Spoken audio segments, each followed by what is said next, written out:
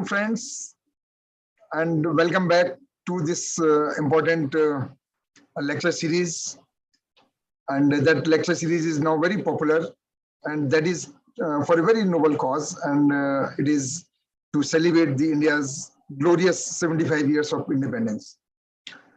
And for that, as you know, the ICAR has taken many initiatives. We have many Kisan Goshtis, we have many special programs, and one of that program which is very popular now is to have the eminent personalities across the globe to interact and to give their views on different topics, including the research, including the policy, including the motivational lectures, including I can say even the yoga, COVID, many topics we had in the past. And in the same series, today we have the lecture number 56 by a very eminent person who doesn't require any introduction, Professor Rattan Lal, a very distinguished academician, a distinguished researcher. We welcome you, sir, for this important lecture series. And we know, you have a very hectic schedule, and we could snatch 1 hour from your schedule. So thank you very much, sir, for all your acceptance and for being ready to deliver this important lecture. Friends, as you know, Professor Rattan Lal is a laureate of Padma Shri Award in 2021 of the Government of India. The World Food Prize, I think, the highest award a agriculture scientist can dream of. Then the RL Global Food Innovation Award in 2020 of Canada, Japan Prize, US Avasti IFCO Prize of India, then CH Hara World Food Prize 2018, Glinka World Soil Prize of FAO Rome in 2018, and many more to his cap. So we are really fortunate that such a personality is among us. Dr. Rattan Lal has mentored about 400 professionals from around the world, comprising of 115 graduate students, 170 visiting scholars, 56 postdoctoral researchers, 20 research scientists, and other advices. These scientists now comprise of a network of cooperators addressing global issues related to food and nutrition security, adaptation and mitigation of climate change, and restoration of degraded soils and ecosystem. The strategy is to make agriculture a solution to address climate change and other environmental issues. He has co-authored more than 1,000 peer-reviewed articles, a huge number, and co-authored and co-edited more than 100 books. I think nobody can even dream of writing so many books and so many research papers. Professor Rattan Lal is a distinguished university professor of soil science and director of CFAS Rattan Lal Center for Carbon Management and Sequestration at the Ohio State University.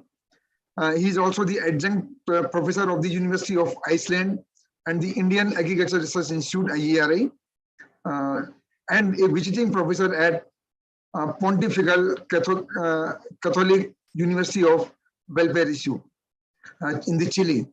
Dr. Lal is recognized globally as a pioneer in soil-centric agricultural management to improve food security and develop climate-resilient agriculture through soil carbon sequestration, sustainable intensification, huge efficiency of agroecosystems, sustainable management of soils, and soil health. His career in soil science and international agricultural research spans over 5 decades and 4 continents. Huge accomplishment. Professor Rattan Lal has completed his education from Punjab Agricultural University, Ludhiana, BSc in 1963, Indian Agriculture Research Institute, New Delhi, MSc, and the Ohio State University, Columbus. He has done PhD in 1968. He was Senior Research Fellow with the University of Sydney, Australia, Soil Physicist at IITA, Ibadan, Nigeria, and Professor of Soil Science at OSU. Is continuing from 1987 onwards. Professor Rattan Lal, sir, we are so grateful to you and everybody is so eager to listen to you, to your views, which are of immense help to Indian agriculture. And I think we are all eagerly waiting for you. And our Director General also has joined, Dr. Mahapatra. So the floor is yours, Professor Rattan sir. You can take your time, please. Thank you very much. Can you see the screen? Yes, sir. I have taken the Dr. Mahapatra and Dr. Agarwal, an ICAR colleague. First of all, I'm grateful that you invited me to be a speaker at such an auspicious occasion, 75th anniversary. And it's really a privilege and honor, and I cannot thank you enough. I'm very grateful. I did record my lecture, and which is more focused on the topic that you suggested. And since I had already recorded it, I took the liberty of changing the subject somewhat. And therefore, you are going to probably hear a few different ideas. And the title is Managing Soils for Peace on the Planet. And you know why I changed the subject. I am not going to say anything who is right and who is wrong. But as a soil scientist, I think it's important I mention that it is affecting the world. And we have a responsibility to do something about it. In terms of humanity, the current situation, the only way to describe it is 3 C's. And those 3 C's are, of course, climate change, the conflict, and the COVID. And at the interaction of these 3 C's, humanity is having tremendous issues with refugees, hunger, malnutrition, inflation. I was very, very surprised and alarmed to listen to NPR news this morning, coming here about Sri Lanka, the soil and environmental degradation, and many other issues. And 7.9 billion human, each one of us is a victim, and each one of us is responsible. Therefore, we must do something about it. We must say something which is constructive and not necessarily accusational. I want to begin with climate change, which is a major issue, and these are interrelated issues. It's very hard to separate them. Before agriculture began about 10,000 years ago, the carbon stock in the atmosphere was 360 gigaton, petagram, billion tons. At the time of Industrial Revolution in 1750 circa, it was increased by 200 gigaton to 560. At present, it's approximately 880, and this has been contributed both from land use conversion and from fossil fuel combustion. Since the agriculture began, land use change and agricultural activity have contributed approximately 690 gigaton of carbon into the atmosphere. Some of it is retained in the atmosphere, not all of it. In addition to that, the fossil fuel combustion has contributed since 1750 something which is more accurate figure, 460 gigaton.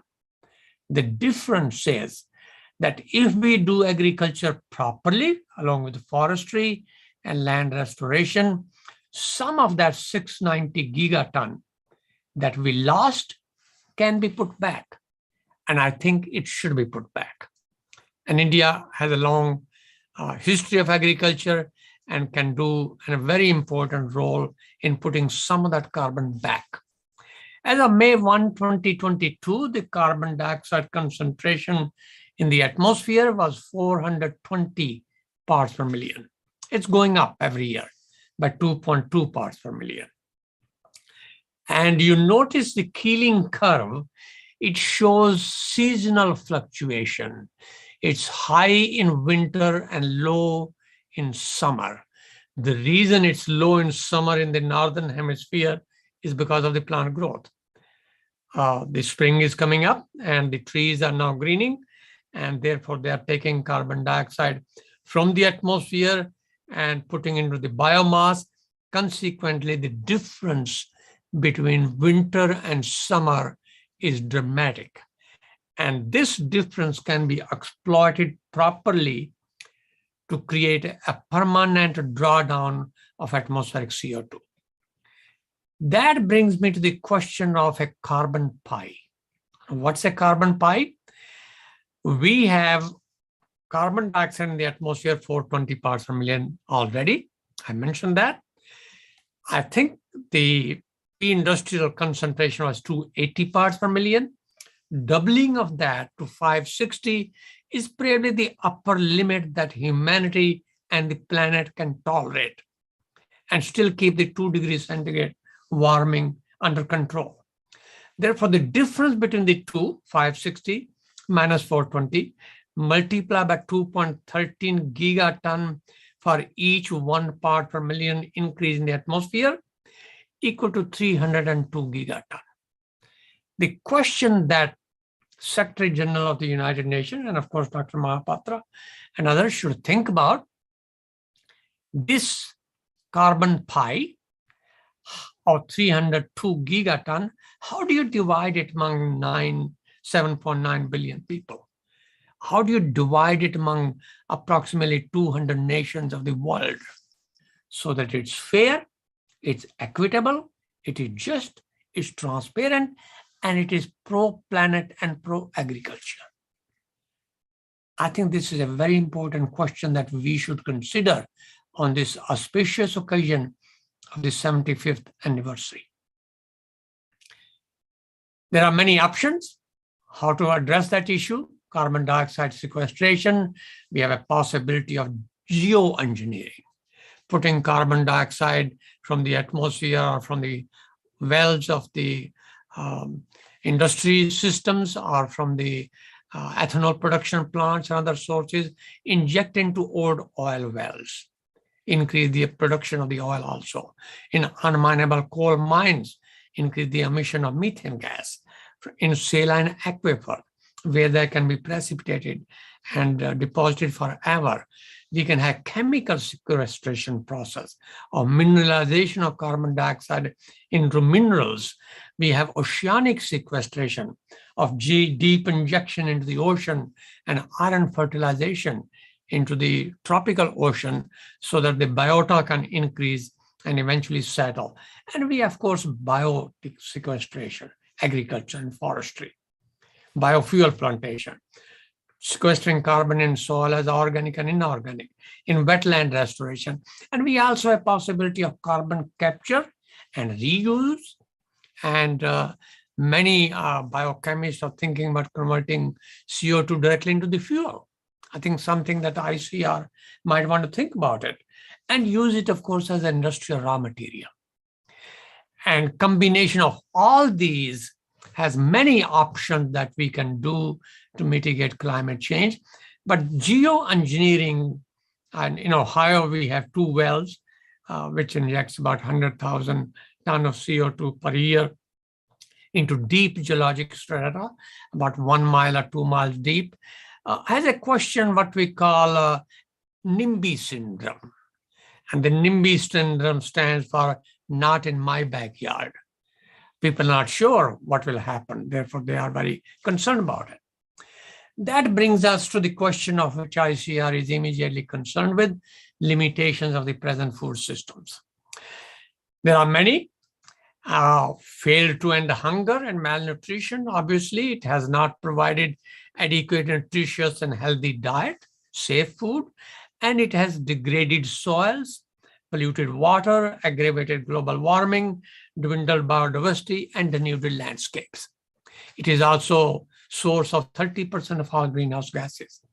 Agriculture alone is globally about 15%, but food system on the whole, everything, is about 30%. So global food insecurity, which is a very important issue, we were doing a very good job from 1990 to about 2019.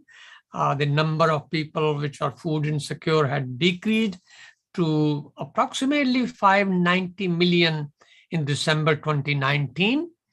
And it has gone to 820 million 690 million to 820 million movement. But majority of that, 37.4% of the hunger people is in South Asia, and 34% is in sub-Saharan Africa. So those are the two areas where the food insecurity persists. India alone, I'll come back to that in a moment, has a very large number of these people. And in addition to 820 million or 0.82 billion food insecure, we have 2 billion people globally which are prone to hidden hunger, malnutrition. The Millennium Development Goals of reducing undernourishment are not met. Will the Sustainable Development Goals by 2030, another 8 years, will we able to meet that goal? Right now, it is a questionable. That brings me to the topic of soil health. And soil health, especially of that is the root zone, the top 50 centimeters or so, depends on its organic matter content, the humus material, that gives it a very dark color.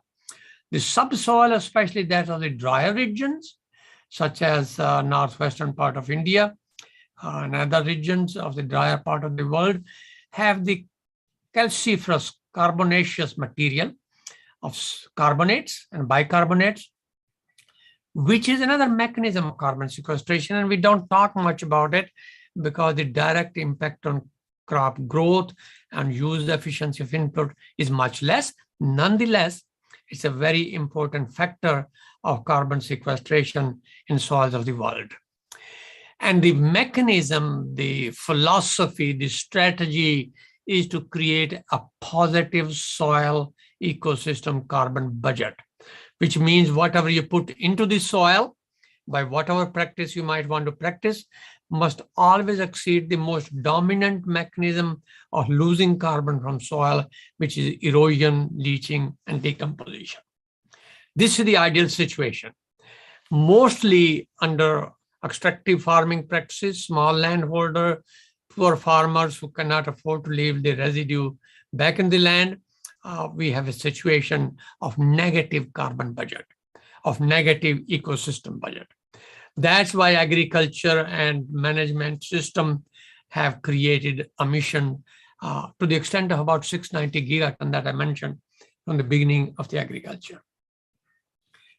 Per capita emission in countries vary. United States is about 16 to 20 metric ton of CO2 equivalent per year. China is catching up, about 8. India is about 2. The world on the whole is about 4.5. And the maximum amount that the humanity can continue to emit and yet limit global warming to 2 degrees centigrade is 2 tons of CO2 per person per year. Therefore, that was the reason I mentioned each one of us is a victim and each one of us is also responsible. We must do something about it. Diet has a very important role to play in this. For example, if you take 5 different diets, and unfortunately, as people get rich, in developing countries especially, the first thing they do is change their diet from vegetarian to more animal-based. Meat lover, approximately 3.3 tons of CO2 per person per year, or 2,600 kilocalories. Average American diet, about 2.5. No beef diet, about 2. Vegetarian diet, 1.7. Vegan diet, 1.5. I have no right or authority or anything to say what everybody should eat, but the science is there to guide us what we should do collectively and individually.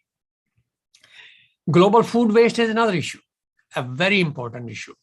Out of more than 3 billion tons of cereal food grain produced, 1.4 reach no stomach, human or animal. 30 to 40%, sometimes more, especially fruits and vegetables, are wasted. Food waste, when it is avoidable, causes loss of resources, soil, water, energy, nutrients, and incurs adverse impacts in the environment. Therefore, landfills are a very important source of greenhouse gases. As I already mentioned, 1.4 gigaton of food is wasted globally annually. And in India, we have our share of it. And if food waste is a country, it would be the third largest emitter of greenhouse gases after China and United States. We cannot ignore it. The per capita food waste emission in North America is estimated at 60 kilograms of CO2 per person per year. In South Asia, the number, industrialized Asia, the number is 810. In Europe, 680, Latin America, 540, North Africa, 350, Southeast Asia, 350, and Sub-Saharan Africa, 210. Yes, some food waste is inevitable. It will happen. But so much is a crime against humanity and nature. We have to do something about it. That brings me to the question of land degradation, which is a serious problem. In fact, it is very difficult to separate the well-being of humanity from the land. People indeed are mirror image of the land they live on. When people are poor, when they are suffering, they are desperate, and they are miserable, they pass their miseries to the land, and land reciprocates. And this vicious cycle grips the humanity and the land together. And the entry point to break that cycle is agriculture. How to manage land properly through science-based agriculture. Take the case of soil degradation. When we remove more from the soil than what you put back, it degrades soil organic carbon content and depletes nutrients. It degrades soil structure. It leads to loss of soil resilience. It causes decline in ecosystem functions and services. It leads to loss of soil biodiversity and disruption of key processes. And unfortunately, it leads to hunger, malnutrition, political unrest, civil strife, war and insecurity. 35 million refugees estimated between 2014 and 2023. Their number has increased. As of 24th of April, because of the problem in East Europe, by 5.5 million refugees out of the country, 7.7 million internally displaced. And this is why I said the 3 C's, one of the C, conflict everywhere, must stop. They cannot continue. Whoever is right, whoever is wrong, the humanity and the land is suffering. Therefore, we must bring about transformation. The transformation of this common 5 Ds: deplete, degrade, destroy, discard, and dominate, and take away from land, to 5 Rs: reduce, reuse, recycle, regenerate, restore, and return land back to nature. Return some land and water back to nature. Globally, I've been suggesting returning half of the land back to nature. When? By 2100. I have just published an article, I think came out today or yesterday, and its title is Vasudevaya Kutumbakam. Those of you who send me an email, I'll send you a link to that article, and the focus of that is exactly what we're talking today. Regenerative agriculture, inspired by eco-innovation, powered by non-carbon energy, driven by a circular economy and green infrastructure, supported by the recarbonization of the terrestrial biosphere as the bedrock of sustainable development. Recarbonization. Why? We lost 690 gigaton of carbon from land globally. 40% of the entire land is under agriculture, globally speaking. It is far too much than we need. Must go back. And by going back, we'll return carbon back to nature. Whatever agriculture we use, the soil must be always continuously covered, minimal soil disturbance, integrated nutrient management, complex farming system, restoring soil carbon so that we produce more from less.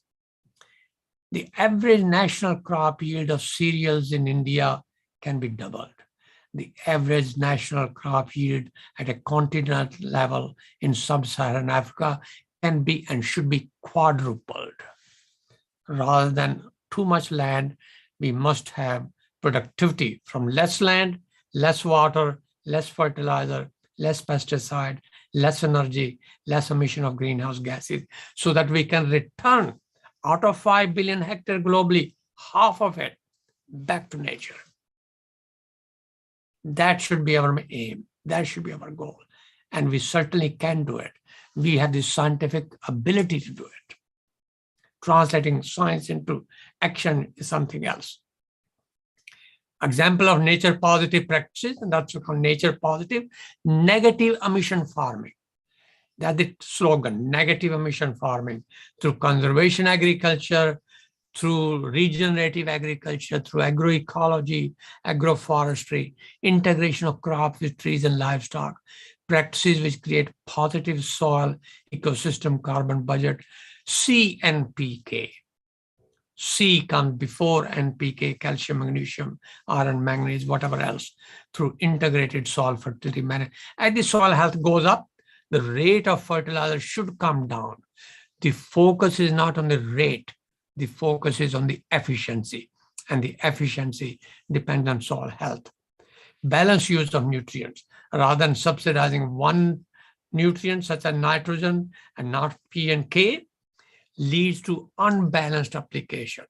Therefore, the balanced one. And rather than flood irrigation and sprinkling fertilizer in standing water rice paddies, drip fertigation over a long period of time. Everything spoon feeding of plants, both water and nutrients together through sub-drip fertigation. Precision farming, digital agriculture, artificial intelligence, all those good things. The main thing is the law of return. I know many times we say we are going to have zero input agriculture. As long as you return from the land what you took, that's fine. That's the law of return. The law states that substance we take from nature must be returned to the same place from it was taken, one way or the other. How you do it? That is the site-specific management practice. That's what ICAR is doing. The technical potential of carbon sequestration soil of the world is about 2.5 gigaton of carbon per year. Many people ask, can that compensate the fossil fuel emission? No. Fossil fuel emission last year, even with COVID pandemic disruption, was 10 gigaton. So the maximum soil that the world can do is 25%. Between now and 2100, if the soils of the world are restored and some returned back to nature, soil can put back about 180 gigaton. Vegetation, another 150, together about 330 gigaton, which translates into 157 parts per million drawdown of CO2 from the atmosphere, which, if combined with known carbon fuel sources, solar in India is gaining momentum, hydro, others, yes, it is possible to limit global warming to 2 degrees through recarbonization of the terrestrial biosphere. That is the key part.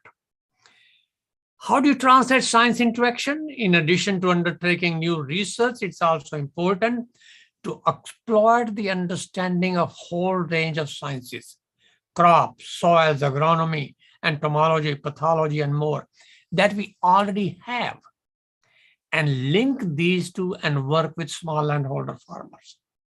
Small landholder, those are the dominant farmers. So that is the key strategy.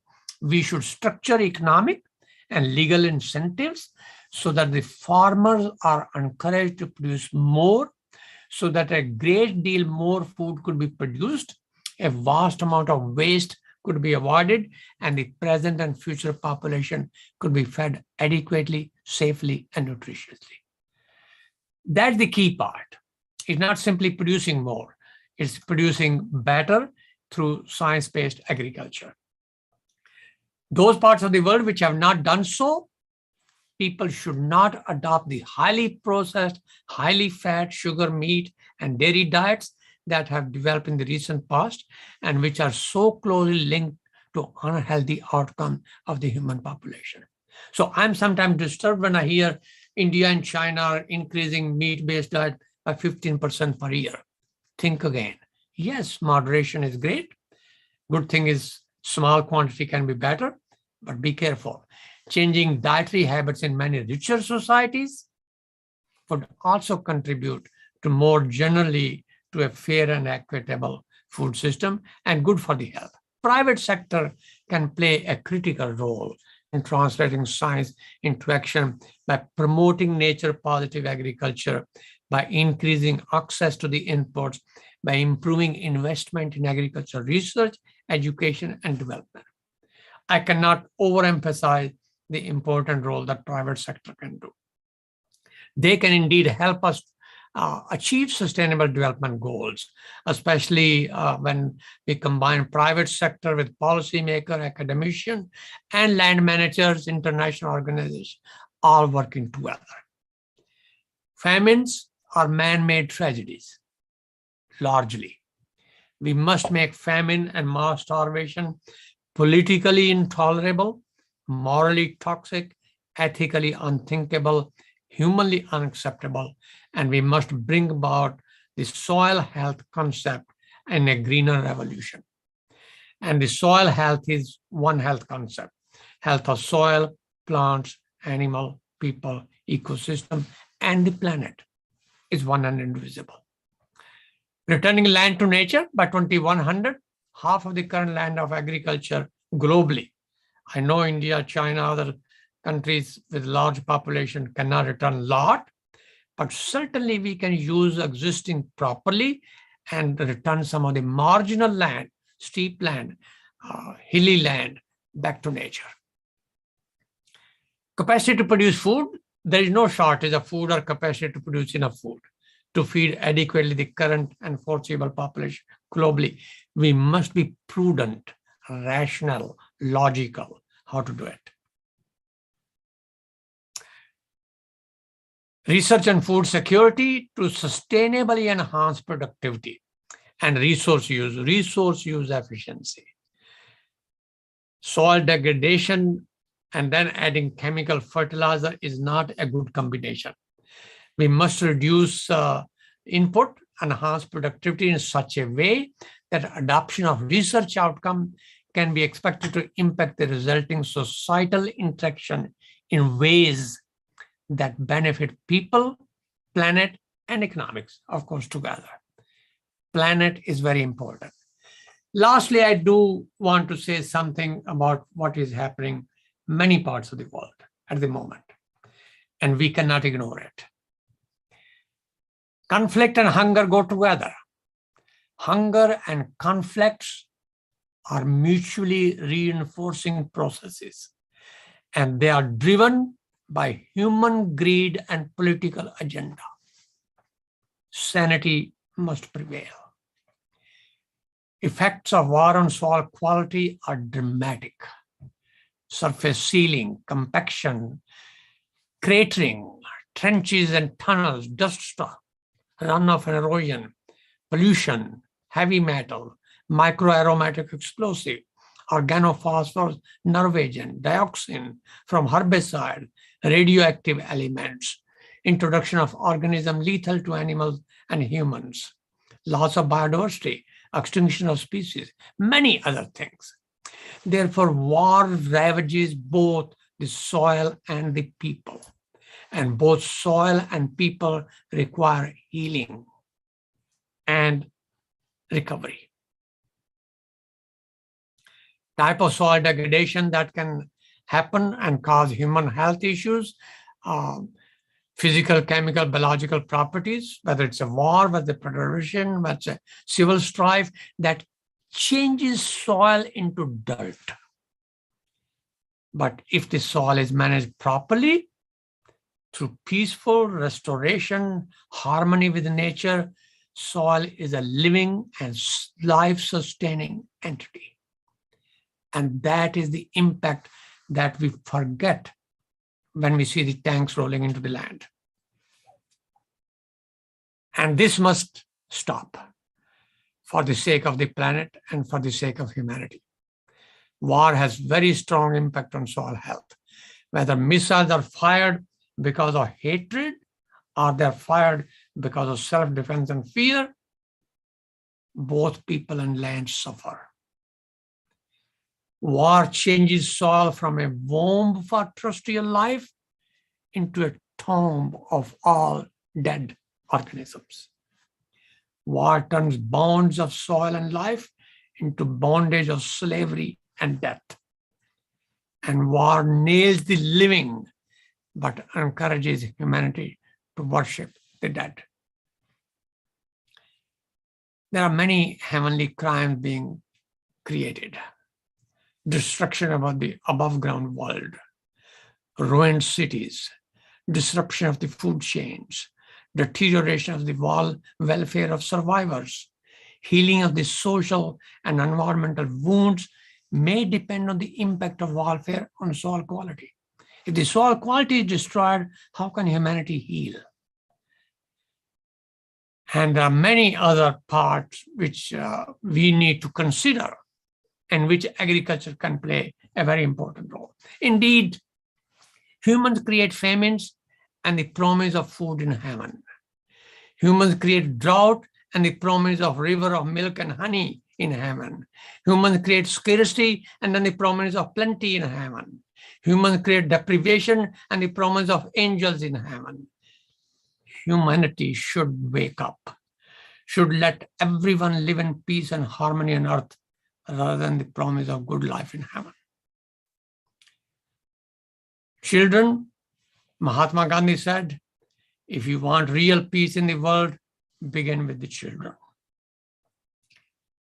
And Mahatma Gandhi also argued that Mother Earth, Vasundhara, provides enough to satisfy every man's need, but not every man's greed. The day the power of love overrules the power of power, we will have peace everywhere else in the world.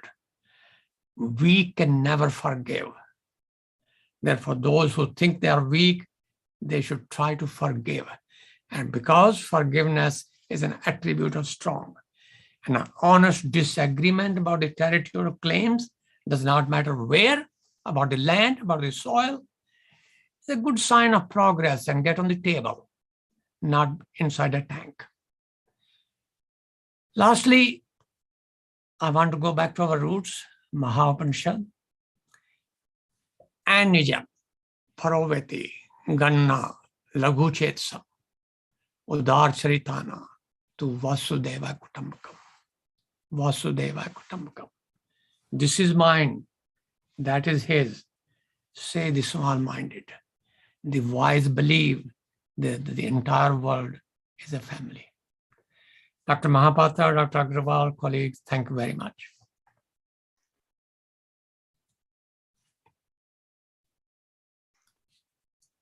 Thank you very much, sir, for this wonderful talk, wonderful points. Always, it's a new thing which we learn from you. And today, I think you have given a big box for all of us to digest and to just know, to learn, to act upon many things.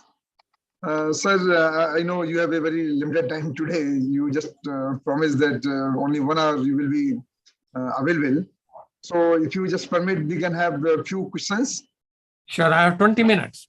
Yes, okay, sir. Thank so those questions, let me just read out some of the questions. Sir, can you please suggest what sort of soil policy or education is required for India to sustain the food production and protecting the soil resource for posterity? This question is by Dr. Suma Jaraman. Thank you. I had a brief discussion with Dr. Mahapatra a few months ago. I was suggesting our children kindergarten alphabet books should be agriculture oriented, should be nature based. We should begin from that. And I do have a copy of a book that was published by ICAR. I don't know whether it's officially out yet or not. That's is focused on that. So somewhere we must increase attraction of the brightest and the best right from the children age. Education part is very important. Education should also reward those who improve land and natural resources. Our policy must be pro-nature, pro-farmer, and pro-agriculture. I think that is the slogan we should promote. And I think over time, it will probably be a generational scale, 20 years or so.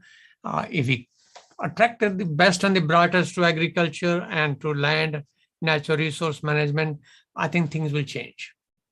Thank you. Thank you, sir. So another question by Dr. B.K. Singh, Director of the CRIDA, that India is committed to reduce 30% of the carbon emissions by 2030.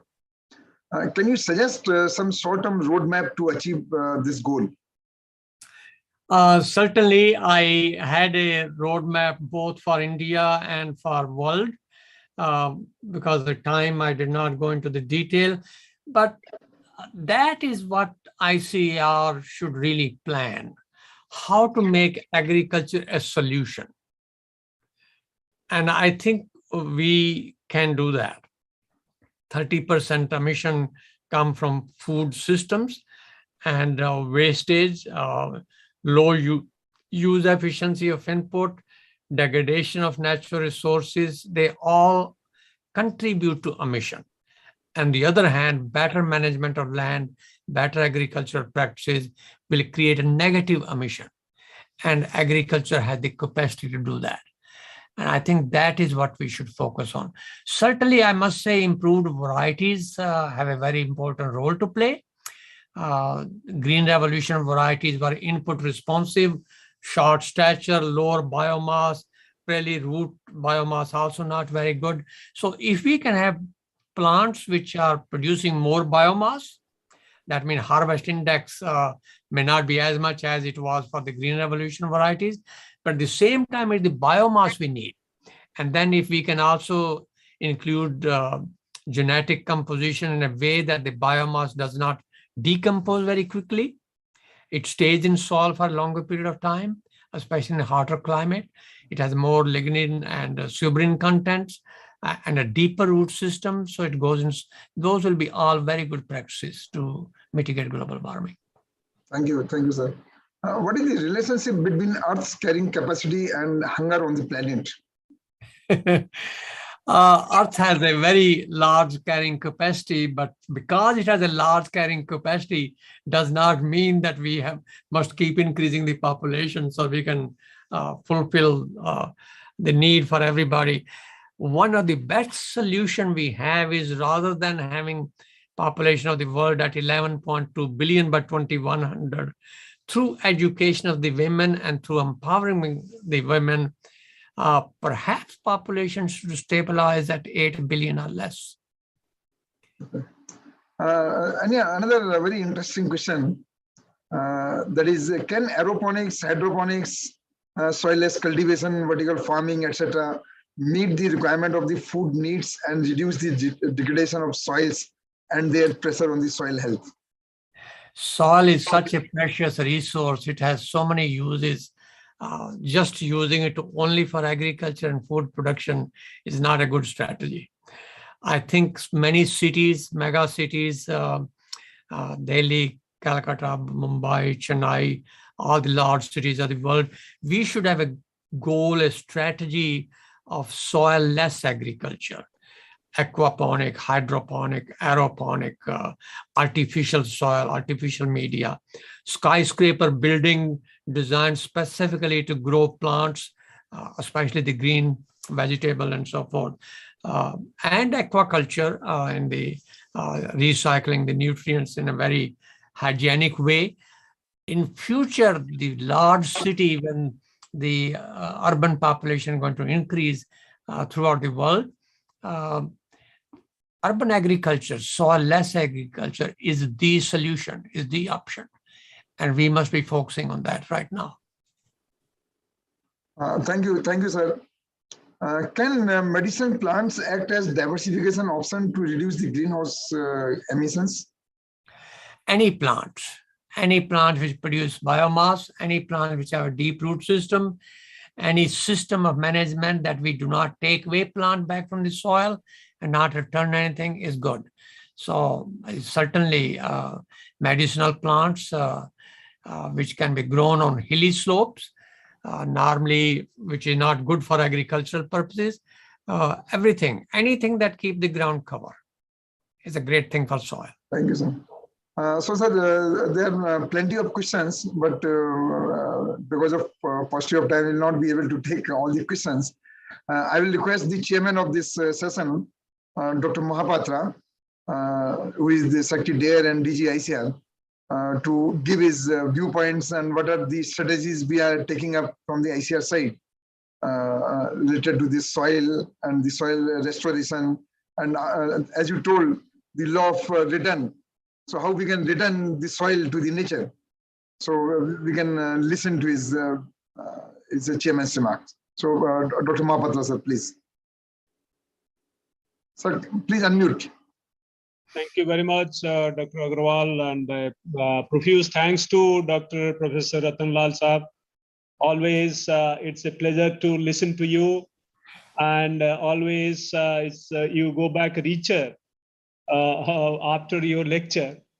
And I'm sure all those who are attending today, listening to you, more than 100, 200 people, scientists and researchers.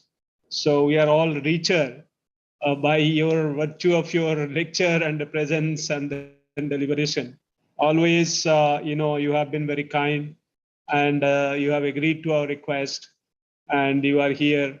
And also we will physically would be meeting you in another 1 month's time, and we would be interacting with you and learning more from you. And always, you emphasize and re-emphasize some of those points to reinforce in our memory that how important soil is, how important the carbon is, and how we can sequester more and increase, strengthen the long-lived pools, and build onto this the sustainable food systems. And more we listen to you, more we are emboldened to do certainly more than what we are doing at this point in time.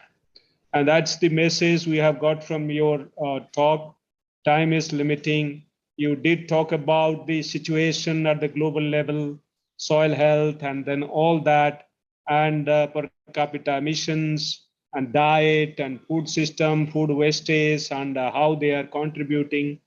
You did talk about land degradation, the factors which are contributing, and their impacts, and how various different kinds of problems are arising due to on those land degradation, and the transformation strategies which you have mentioned. The 5Ds and 5Rs are really always innovative, and we need to really work on each one of those. That's very important. How do we actually work on 5R to very specifically designing programs and schemes for each one of them? And certainly, the complex, rotations, cover crops, and all those which you have suggested. I will not go into those. And similarly, the nature positive practices which you outline. And if we intensify, we are doing quite a bit of, as you rightly said, we have intensified some of those, but it needs real impacts. Bigger impacts in years to come. And for that, we need to really plan more and do more. Law of returns, certainly, how do we put back into the soil, what we have taken, or rather put back to nature, what we have taken from the nature. And the, kind of science that we are doing, how do we really put into action, translate into action. Translating science in action is very important. Crimes and then war and its impact on soil. You have very nicely, described those, how war can impact, on the soil. And then children and impacts of war, famines, and then impacts, and quite a bit of, you have really today gone beyond just, a simpler aspect of nature positive or soil system, and then all that. So gone beyond that. Humanity and a whole lot of things you have talked about. So difficult to summarize in, so little time. It's not required. There's no time to really elaborate on those. And need versus greed you have talked about. And I think finally what you said, world is family, Vasundhaiva Kutumbakam, the kind of philosophy India has here actually given to the world. I think that is something which need to be really assimilated, internalized globally. And every religion talks about it, but then in certain situations there is conflict still. And so how do we really do this? But coming back to the point that you have mentioned, some of these actions, the alphabet books, for instance, the roadmap, for instance, I think when you come, sir, we would, really crystallize some of those further. And, how do we have a national mission on soil carbon, for instance? And what could be the components, taking into account all those which are happening, and what else we can include and intensify our efforts so that we have a national mission, built around the carbon. So carbon mission, national carbon mission, soil carbon mission, one can say very precisely. So I'm sure we'll get more support. And in the meantime, I'll ask my colleagues to prepare something base paper on this, and so that a kind of national mission is actually in operation. And putting back residue to the soil is happening only in a fragmented manner. How it becomes part of our carbon trading, as a normal practice, and private comes in. You rightly pointed out, private has a big role to play. And how do we really harness that and partner with the private to enhance our carbon sequestration more and more, and soil properties build up, and the process it becomes more sustainable. So a whole lot of things are there, sir, and I'm sure all my colleagues would agree that we have learned so much, and we keep learning. And you have been very magnanimous, and I'm sure your guidance will help us, and India can lead the way in regenerative agricultural principles and methods and applications, and show the way, and then also benefit the country to start with and benefit the global community. And those examples can be replicated elsewhere. So profuse thanks to you. We give you a big hand, sir, and welcome to India, in another 1 month's time. See you, sir. Thank you very much. Thank you. Thank you, sir, for nicely summarizing and giving the viewpoints of what we are doing. And I can again thank Professor Rattan for his excellent talk, and that too to give the talk at a very early hour in US. We know we are encroaching upon your time. So I think the lecture has been of great importance to each one of us. And I want to just inform you, sir, the audience included many vice chancellors, many directors, deputy director generals, senior staff, and the senior faculty. And the students also joined, but they joined through other platform, live streaming. So it's attended by many persons. And this lecture series has become very important for the researchers and for the students, for the education purpose. So thank you again, sir, for this excellent lecture. And to the audience, I want to just say that tomorrow again at 11 o'clock in the morning, we have a lecture on the artificial intelligence and the digital agriculture by director of the IIT Jodhpur. So please connect yourself, and already I have sent a link. So thank you all. good evening to each one of you. And thank you, sir. Namaskar. Namaskar. Okay. Thank you, sir. Thank you.